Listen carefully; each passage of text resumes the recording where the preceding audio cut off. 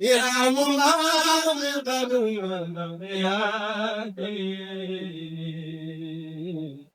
ولا سيبنا أسيب أسيب يا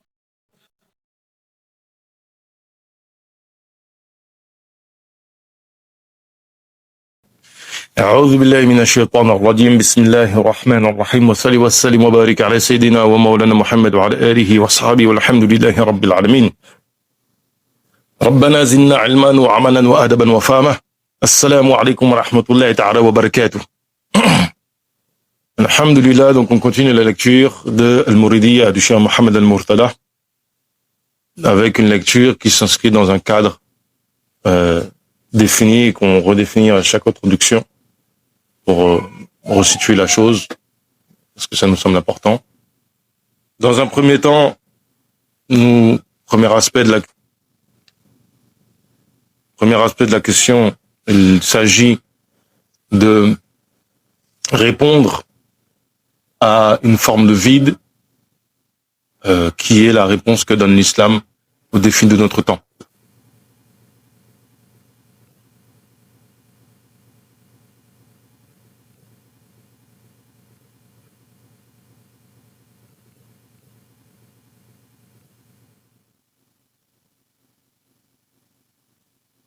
Et donc, dans un premier temps, il s'agit de répondre à cette problématique qui est,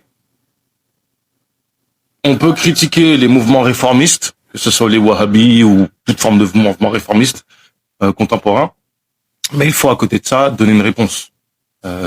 L'islam n'est pas dans un processus de destruction, plutôt dans un processus de construction, bâtir des ponts, définir un cadre. La deuxième chose, c'est évidemment de présenter l'orthodoxie mouride et montrer en quoi cette orthodoxie est totalement alignée sur l'orthodoxie sunni. Et donc, on a dans un premier temps présenté le cheikh, les travaux du cheikh, dans un deuxième temps parlé de sa relation avec les colons, et dans un troisième temps, nous sommes sur les fondements de cette confrérie, et là, on aborde une question qui concerne le cheikh en particulier, parce qu'on a présenté la question du hajj, son obligation, le fait que le cheikh ordonné comme toute personne, c'est-à-dire que lorsque dans cette partie-là, l'auteur, Mohammed Al-Murtada, parle des fondements de la voie, et en fait dit des choses qui, au final, entre guillemets, sont banales, dans le sens où tous les musulmans sont concernés par ça, c'est parce que la problématique ici, c'est de resituer l'orthodoxie mouride dans l'orthodoxie sunni, contrairement à des erreurs qui pourraient être crues. Parce qu'effectivement, le problème ne vient pas tant de l'extérieur que de l'intérieur. Les deux phénomènes sont concomitants, c'est-à-dire qu'il y a des personnes qui se disent mourides, qui ont un discours qui des fois n'est pas cohérent, qui des fois n'est pas en accord avec les enseignements du cheikh. C'est arrivé récemment, et le khalife a fait un rappel, et cela est déjà advenu avant. Là, on est sur cette problématique-là, c'est qu'une fois qu'on a présenté les choses qui sont basiques, les 6 piliers de l'islam, la question de l'iman, etc., on continue à avancer, mais là, on va s'arrêter sur une question. Le cheikh et le hajj. Excusez-moi.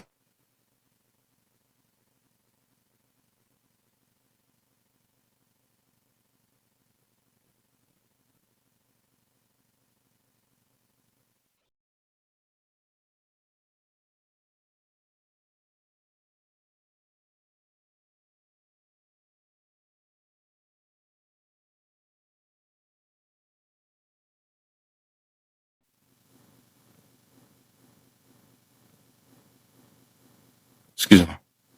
Donc, Cheikh Ahmed Ouamba et le hajj. Alors, pourquoi parler de ça?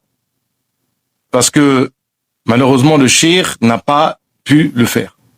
Donc, il va être question ici de situer la question par rapport au cheikh, si on peut le dire ainsi.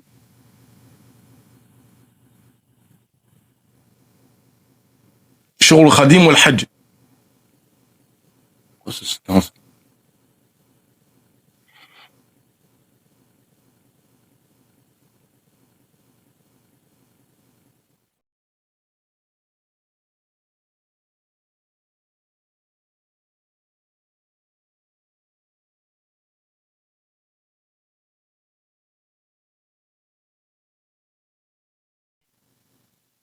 Pourquoi le cheikh n'a effectué ni le hajj ni la umrah?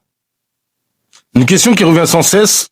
Certains ont postulé arbitrairement par ignorance ou par mauvaise foi. Donc la question revient.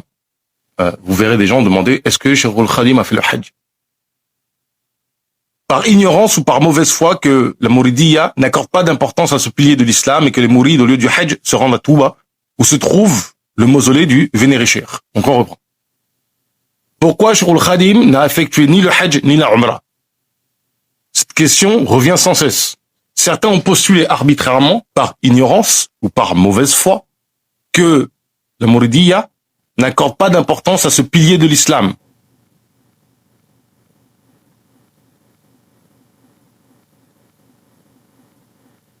Et que les Mourides, en lieu du hajj, se rendent à Touba, où se trouve le mausolée du vénéré cheikh. Cette allégation ne repose sur aucun fondement et font partie de la campagne malveillante des ennemis de la Mouridiyya, sont en train de mener contre celui-ci et ses adeptes. Pour les contredire, nous nous contentons des vers déjà cités et aussi du nombre grandissant de Mourides qui prennent d'assaut chaque année Makka et Medina. Pour clarifier la chose, les écrits de Cheikh te rappellent l'obligation du hajj. Ça, c'est ce qui a été dit précédemment. Les écrits du Cheikh rappellent l'obligation du hajj.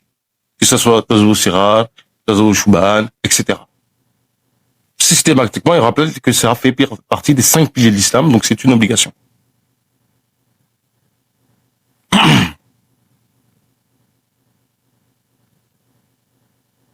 Autre aspect, et on parle encore aujourd'hui, et déjà à l'époque c'était le cas, chaque année, le khalife débourse de l'argent pour envoyer des gens au hajj. Ça c'est la première dimension des choses. La deuxième, non moins négligeable, c'est que des différents mashayikh s'inscrivent dedans pour faire les guides. Moi-même, personnellement, j'ai fait la umrah avec un savant mouride, même 2 savants mourides en réalité. Et lorsqu'on était là-bas, on a vu un groupe de mourides, tout simplement. J'ai même envie de vous dire que j'étais avec un petit neveu même on peut dire 3 en fait, puisque j'étais avec l'un des petits neveux de Imam Cheikh Ibrahim Afal.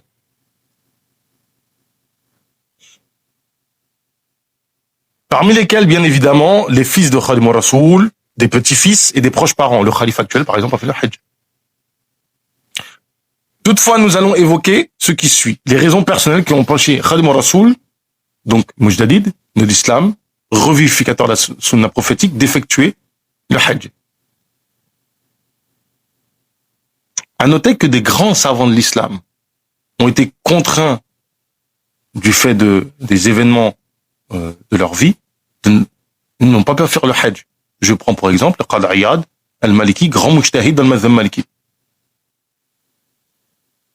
Cheikh Al-Khadim a passé près de la moitié de sa vie bénie dans l'exil au Gabon, celle en Mauritanie et en résidence surveillée à Njarem, à Djourbel.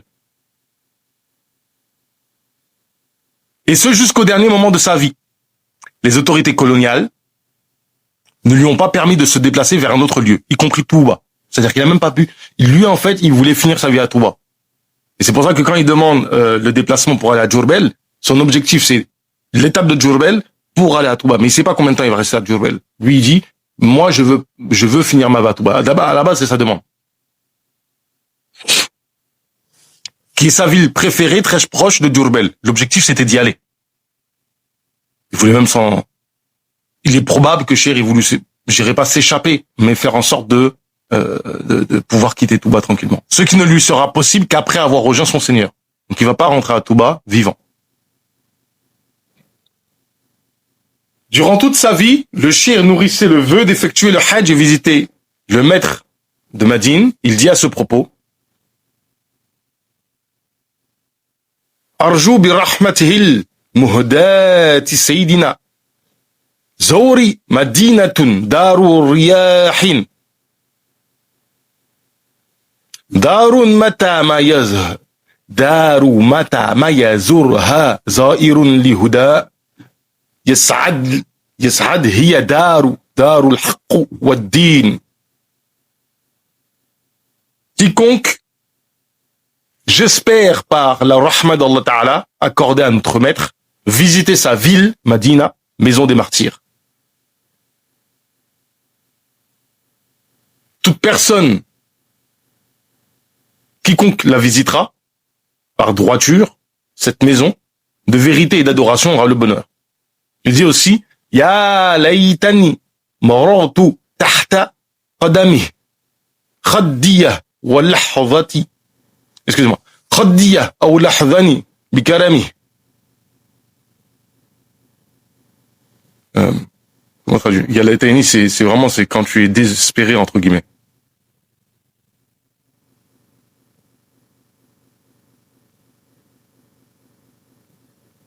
C'est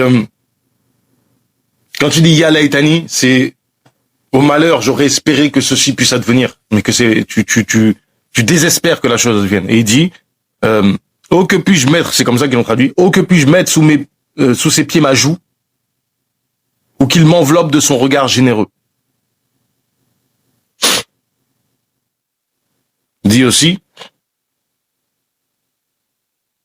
Ya tayyibu fuadu zawrul bayti ma'al madinati قبيل الفوت يا ربي زور البيت والمدينة زيارة عن الريا مصونة.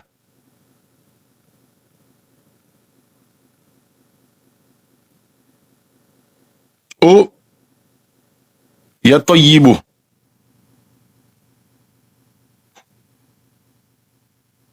Donc ici, manifeste. J'ai dit يطيب, non, c'est يطيب الفؤاد زور البيت.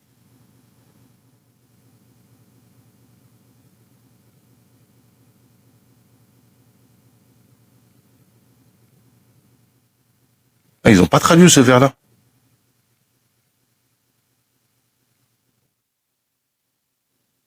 Ah si, subhanallah. En fait, comme mon cœur aimerait visiter al-Bayt, la chambre, c'est-à-dire à Kaaba, ainsi que la Madina avant la mort. Seigneur, je te demande de visiter la Madina et la chambre, une visite dénuée de toute hypocrisie. Yaminu Rabbi mazaru mushtaba afdalu min li miladin dhahaba. Je jure par le Seigneur que rendre visite au prophète alayhi salatu wassalam est meilleur que toute la terre remplie d'or. Accorde-moi tranquillité ici-bas et montre-moi la Kaaba et la Madina.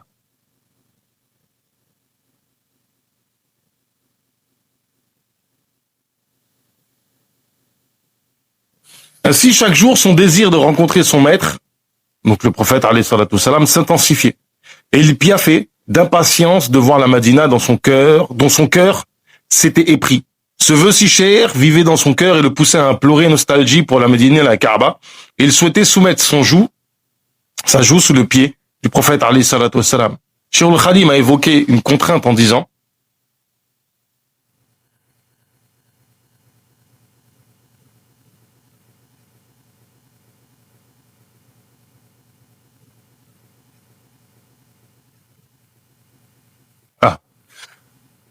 وارزقني اليوم به سكينة ولتزني الكعبة المدينة.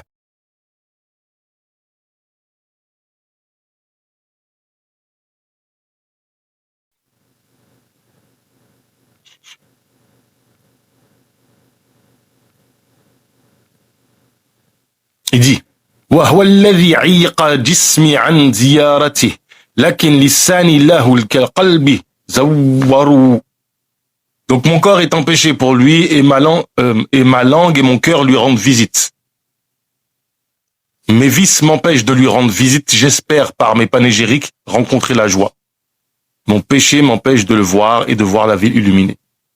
يعوقني عيبي عن الزيارة وارتجي مدحه البشارة. En fait, عيبي c'est pas vraiment péché, c'est défaut.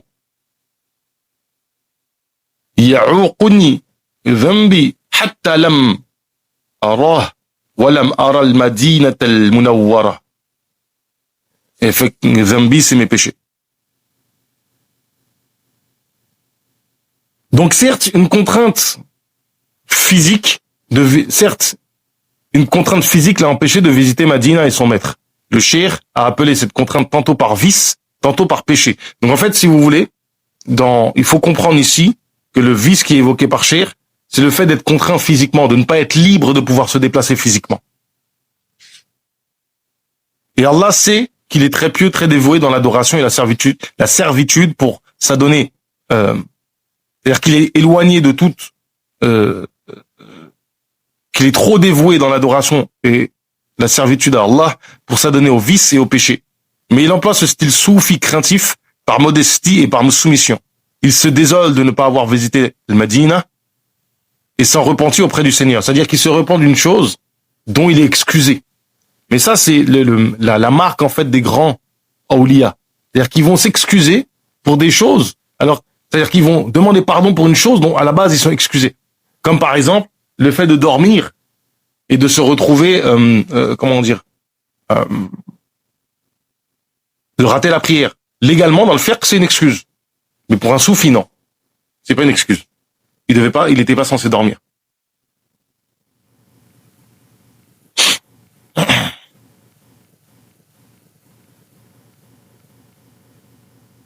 C'est pour ça que le cheikh va dire غفروا لي غفر ذنوبي وفككا كبلي بمن عليها لترك زوره عار بمن يخاطبني في زوري وروسنتي بيتان من قول من بالعرف أمار زر من تحب وإن شطت بك الدار وحال من دونه سهل وأوعار.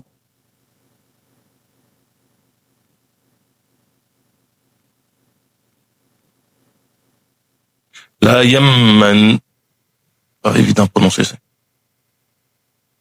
لا يمنعنك بعد من زيارته إن المحب لمن يهوار زوار.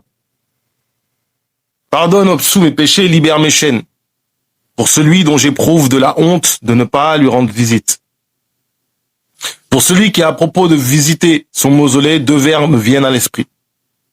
Rendre visite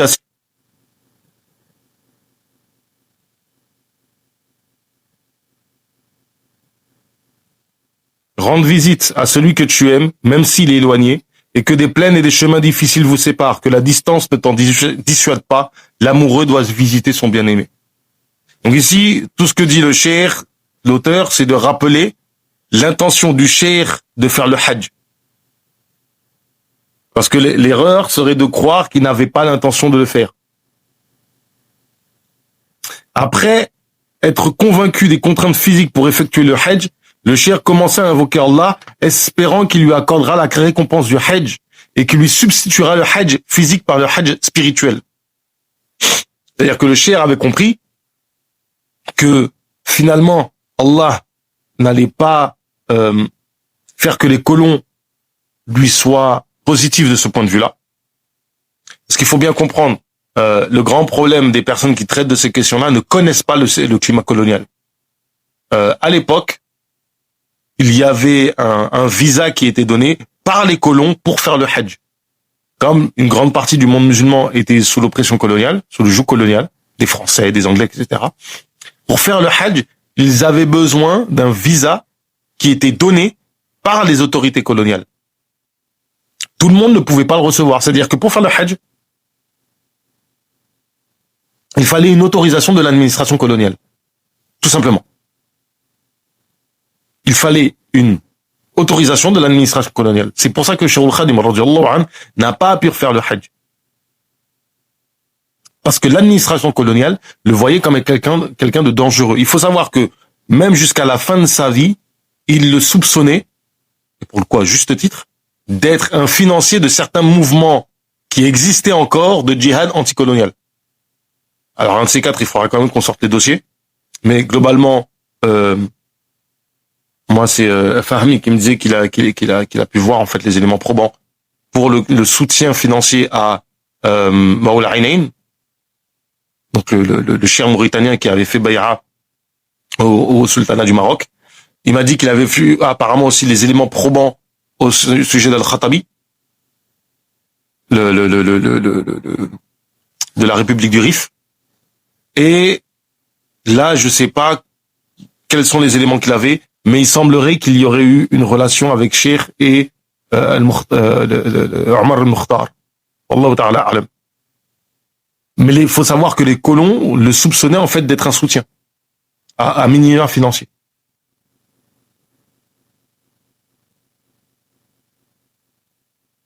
Nul doute qu'Allah Ta'ala a exaucé sa prière, car comme a dit le prophète alayhi salatu wassalam, les actes in'amal nubinniyat.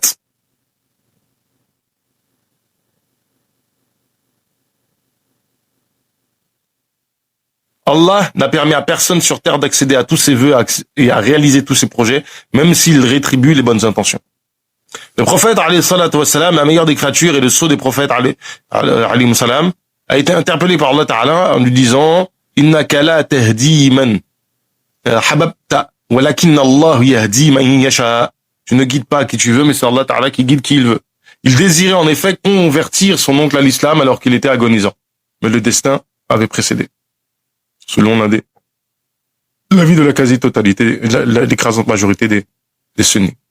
Dans son monologue avec son Seigneur, pour qu'il le compte parmi les hajj, les gens qui ont fait le hajj par l'esprit, le cœur et l'intention, le cheikh dit وجهت وجهي إليك اليوم مرتجيا كوني لديك كمن حج ومن زاروا هب لي بفضلك يا وهاب يا ملكي كوني لديك كمن بروحي زوار excusez-moi. Je dirige vers toi mon visage en espérant être chez toi comme ceux qui ont effectué le hajj. Accorde-moi par ta grâce, ô donneur, ya Wahabu, ya Maliki, ô le roi,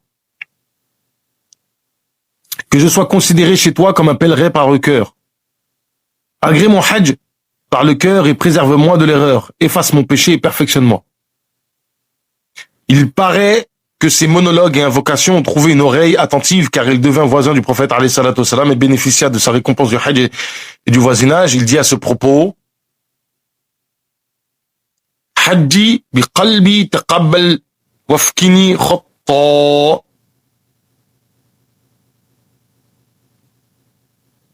Ah, j'ai sauté en fait. Bon, enfin bref. Shayni Mukamilli bima zana. En fait, le texte qui suit, le chien nous dit Inni lajaruka ya khayra al-wara abada عليك السلام من كلي له سار صلي وسلم باق لا شريك له عليك يا من به وقدت أنصارا لقدت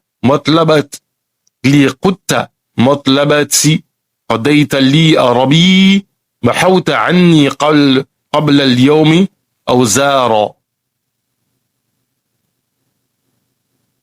Il dit aussi ورزقتني الحج طيب أنت مقتدر مع الجراو من جواري وزور فيك يا الله وانقاد لي ثواب حج وجوار وكل خير دون خوف وبار. À noter une chose, c'est qu'il y a par exemple des gens comme moi qui sont convertis à l'islam par le biais de cheikh ou qui sont rattachés à cheikh par le biais d'une bay'a. Il faut savoir que, notamment pour ceux qui sont convertis, le fait qu'on fasse le hajj, le cheikh en tire bénéfice du fait que on est converti en général par lui, par sa voix et par ses descendants. Donc je suis devenu éternellement ton voisin au meilleur des créatures, qu'Allah t'accorde la paix, que Allah l'éternel qui n'a pas d'égal t'accorde paix et salut. Tu m'as donné le hajj spirituel.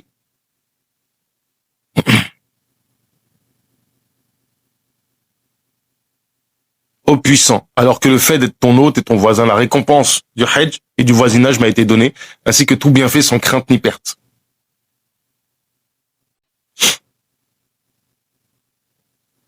Alors, ils ont traduit hajj spirituel. En fait, c'est warazaqtani al-hajj tayyiba. On m'a donné le hajj tayyib, pur. Anta muqtadirun. tu es le puissant. Et ici, c'est Muqtadir, c'est vraiment intense. C'est tu es le tout-puissant. Dans le sens où le fait de me donner la récompense de cela est possible.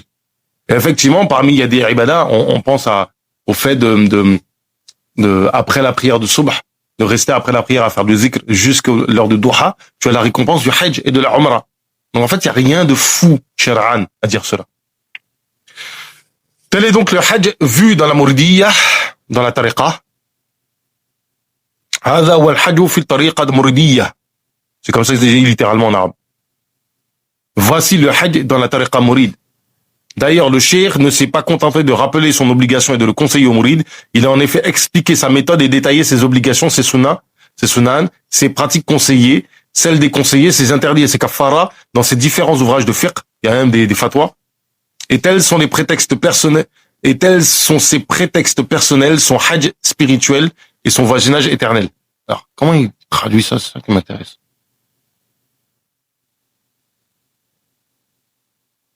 وهذه حجه الروحي, par littéralement par l'âme, et son voisinage éternel avec son maître alayhi salatu wassalam à la Madina, à la Kaaba. Allah a réalisé son vœu par ses fils, petits-fils et adeptes qui se rendent au lieu sien pour effectuer son hajj, soit la umrah, et qui, alors que lui demeure voisin de son Seigneur et de son prophète en conformité avec le Coran et la Sunna. À savoir, ça c'est intéressant aussi, c'est que il y a possibilité de donner la récompense. Et ça, c'est un avis, même c'est l'avis mu'tamad dans le madhhab maliki, c'est tu peux donner la récompense de tes actes. Donc en fait, à supposer que quelqu'un discuterait du fait qu'il a reçu la récompense de son vivant, qui est le confirmation, nous on peut attester qu'on lui a donné la récompense. Donc que ce soit content ou pas, ça revient au même au final.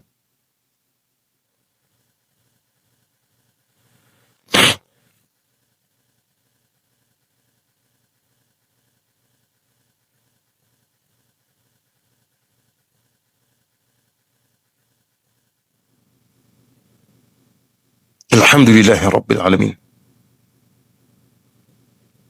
On va se limiter à ça. ربنا زدنا علما وعملا وأدبا وفهما وهب لنا يا أكرم في التلاوة خيرا كثيرا منك ولا حلاوة وصلي وسلم وبارك على سيدنا ومولانا محمد وعلى آله وصحبه والحمد لله رب العالمين.